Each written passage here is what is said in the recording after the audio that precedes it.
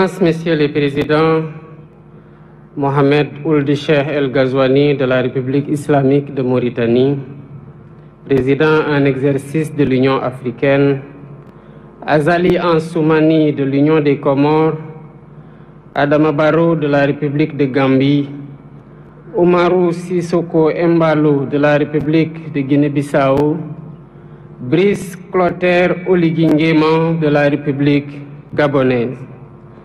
Mesdames, Messieurs les chefs de délégation, Monsieur le Premier ministre, Monsieur le Président de la Commission de la CEDEAO, Mesdames, Messieurs les ministres et secrétaires d'État, Mesdames, Messieurs les membres du corps diplomatique, autorités administratives et locales, Monsieur le Président et les membres du comité de commémoration du 80e anniversaire, Mesdames, Messieurs les descendants des familles de tirailleurs sénégalais, distingués invités, chers corps citoyens, Mesdames et Messieurs.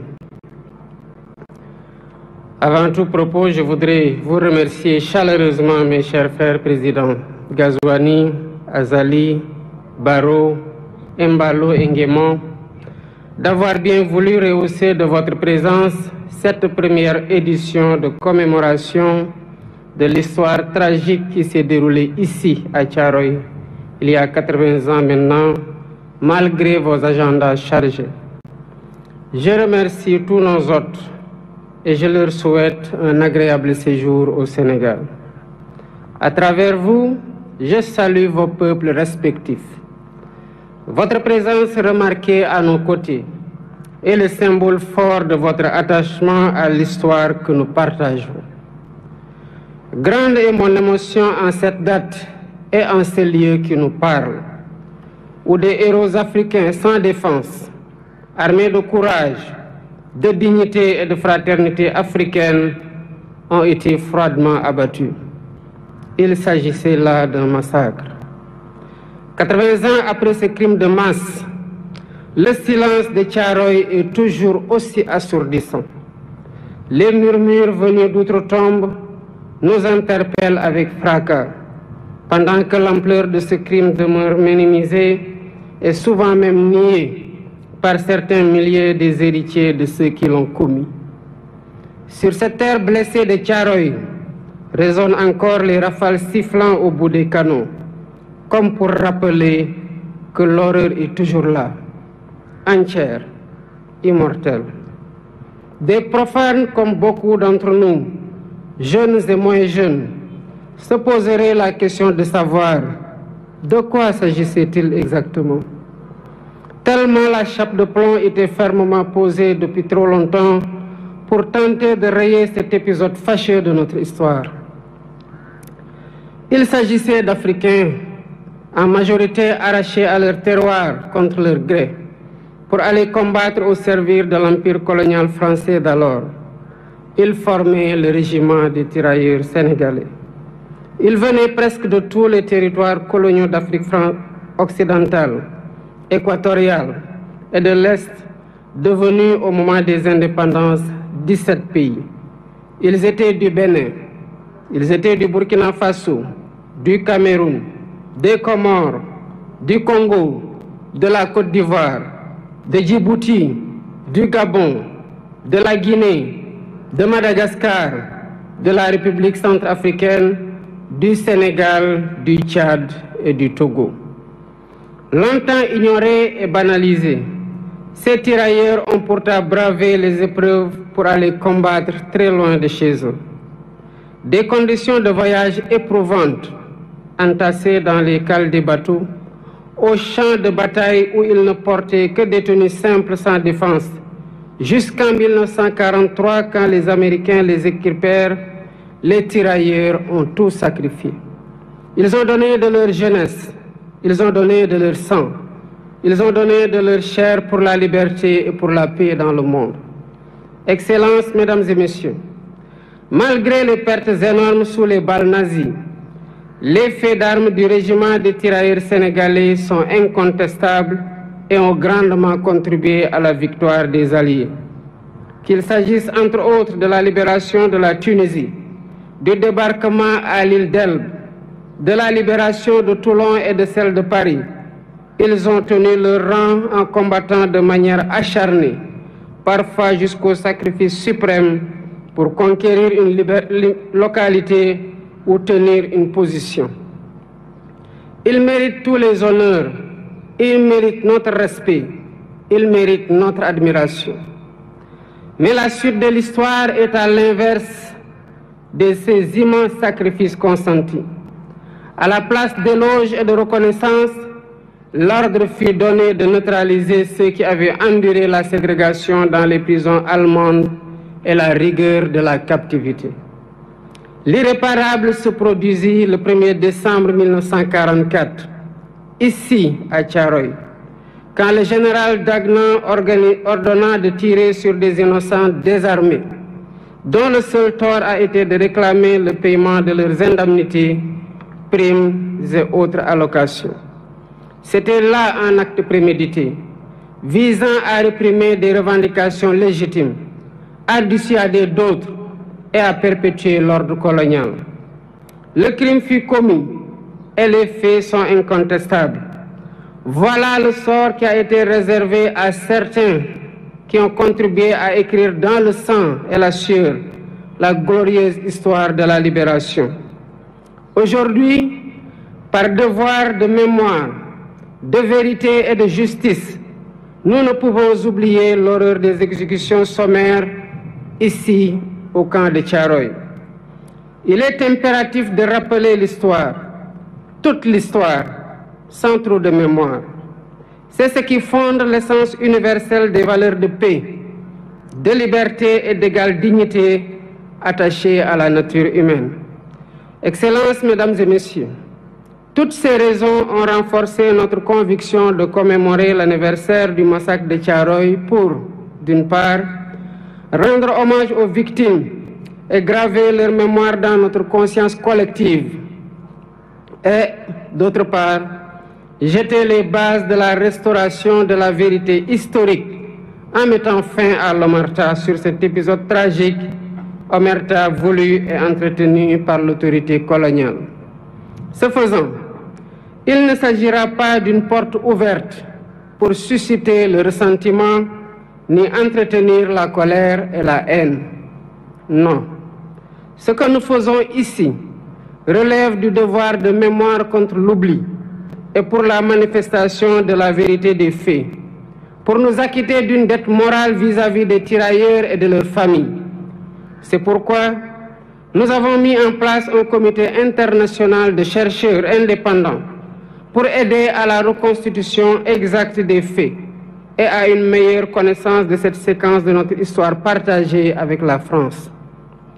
Pour faciliter les travaux de recherche, j'ai sollicité du président de la République française la mise à disposition de tout document d'archives pouvant contribuer à la manifestation de la vérité et leur collaboration le moment venu dans la localisation des sépultures et l'identification éventuelle des victimes. Je salue l'ouverture des autorités françaises actuelles qui ont accédé à notre requête pour la manifestation de la vérité. Ainsi, avant cette commémoration, des membres du Comité international de chercheurs se sont rendus en France et ont eu des séances de travail avec les autorités françaises et les responsables des sites où sont présumées gardées les archives manquantes. Les recherches se poursuivront après la commémoration.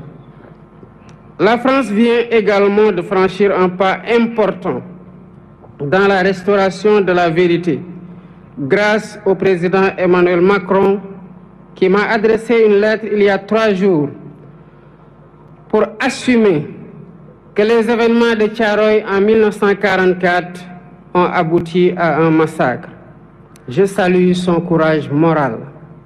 Par ce geste, la France accède à une vieille et légitime demande de reconnaissance. Il s'agit d'une avancée appréciable dans le processus de réhabilitation de l'honneur et de la dignité des tirailleurs victimes, à la suite de la déclaration du président François Hollande au cimetière de Thiaroye le 30 novembre 2014, quand il saluait, je cite, « la mémoire d'hommes qui portaient l'uniforme français et sur lesquels la France avait retourné le fusil. Toutefois, il reste encore beaucoup de zones d'ombre de cette histoire, notamment le nombre de tirailleurs exécutés. Deux rapports contradictoires des autorités coloniales parlent de 35 et 70 morts, pendant que d'autres témoignages évoquent des centaines de morts et de nombreux blessés. Les archives réclamées permettront, d'après les chercheurs, de savoir comment on en est véritablement arrivé à la tragédie de Thiaroye, d'avoir une lecture plus fidèle de l'état d'esprit des tirailleurs rapatriés, de leur nombre exact, de leur identité, de leurs origines, des lieux où ils sont enterrés, des épreuves endurées, des frustrations et humiliations subies, ainsi que du montant qui est dû à chacun. Ce travail est complexe. C'est pourquoi je lance un appel aux acteurs étatiques et non étatiques de tous les pays concernés, y compris la France, aux historiens et chercheurs de tous bords, afin de joindre nos efforts pour porter un regard lucide sur cet épisode sombre de notre histoire commune. Excellences, Mesdames et Messieurs, identifier les victimes et situer les responsabilités est essentiel pour ouvrir la voie à une réconciliation sincère. C'est l'occasion pour moi de rendre un vibrant hommage à tous les Africains et non-Africains qui se sont toujours battus pour que l'histoire des tirailleurs et du massacre de Thiaroye soit préservée de l'oubli et de la falsification. Je pense aux précurseurs, aux hommes et femmes politiques. Je pense aux intellectuels, écrivains, poètes, cinéastes, artistes. Je pense aux bonnes volontés, personnes physiques et morales. Sans la synergie de tous ces efforts, le combat pour la justice et la vérité n'aurait pas prospéré. Mais cette vérité exige encore d'être pleinement révélée, transmise et reconnue. Nous devons encourager cette dynamique pour restaurer la mémoire et la dignité des tirailleurs sénégalais. Pour ma part, j'initierai plusieurs mesures de réappropriation de cette histoire commune avec 16 pays africains frères. Premièrement, un mémorial en l'honneur des tirailleurs sera érigé à Thiaroye pour servir de lieu de recueillement et de mémoire ouvert à toutes les nations dont ils étaient originaires, ainsi qu'au public. Deuxièmement, un centre de documentation et de recherche dédié aux tirailleurs sera érigé pour conserver la mémoire. Ce centre recueillera des archives, témoignages et récits, tout en soutenant la recherche et l'éducation autour de cette histoire partagée. Troisièmement, des rues et des places porteront le nom de cet événement tragique, de ces soldats, pour inscrire leur sacrifice dans notre quotidien et notre histoire collective. Quatrièmement, l'histoire de Thiaroye sera enseignée dans les curricula éducatifs. Ainsi, les générations futures grandiront avec une compréhension approfondie de cet épisode de notre passé. Cinquièmement, la journée du tirailleur est désormais fixée le 1er décembre de chaque année, jour de commémoration du massacre de Thiaroye. Excellences, Mesdames et Messieurs, l'histoire de la guerre et des répressions armées n'est jamais ordinaire. Elle est rarement racontée de façon intégrale. Ce fut le cas de la Seconde Guerre mondiale et surtout ses conséquences dans les colonies, qui connurent des répressions innommables. Thiaroye 1944, Sétif et Guelma en Algérie en 1945, Hanoï et Haiphong au Vietnam en 1946, Madagascar en 1947, Douala au Cameroun ou Dimbokro en Côte d'Ivoire en 1948-1949 et bien d'autres lieux. Chacune de ces histoires vit en nous par l'exercice mémoriel, ce qui nous rend fiers et reconnaissants envers nos anciens combattants. Rendre hommage à ces tirailleurs n'est pas seulement pleurer nos martyrs, c'est porter leur combat et en faire un levier pour réinventer nos rapports avec nous-mêmes, avec notre histoire et avec les héritiers de ceux-là qui ont été les auteurs de la tragédie. C'est dire au monde que les tirailleurs sénégalais n'étaient pas des mercenaires, mais bien les défenseurs d'une dignité humaine universelle. C'est proclamer haut et fort que cette dignité, si longtemps bafouée, ne sera jamais, plus jamais sacrifiée sur l'autel du silence et de l'oubli. Le massacre de Thiaroye est une blessure, mais il est aussi une leçon qui nous enseigne que la fraternité, l'unité et le refus de l'oubli sont les armes les plus puissantes dont disposent les peuples libres pour écrire leur avenir. Que cette commémoration, 80 ans après, ne soit pas qu'un moment de recueillement, qu'elle soit un serment renouvelé, un serment de justice, un serment de mémoire, un serment de vérité. Pour que plus jamais Thiaroye et les événements similaires ne se répètent sous aucune forme, nulle part ailleurs dans le monde. Nous honorons aujourd'hui des héros, et en les honorant, nous nous rappelons que nous avons nous-mêmes un devoir, celui de leur être fidèles, fidèles à leurs valeurs, fidèles à leur combat et fidèles à leur vision d'un monde plus juste. Ensemble, pour la vérité historique restaurée du massacre de Thiaroye, pour la justice, la liberté et la dignité pleine et complète. Je vous remercie de votre aimable attention.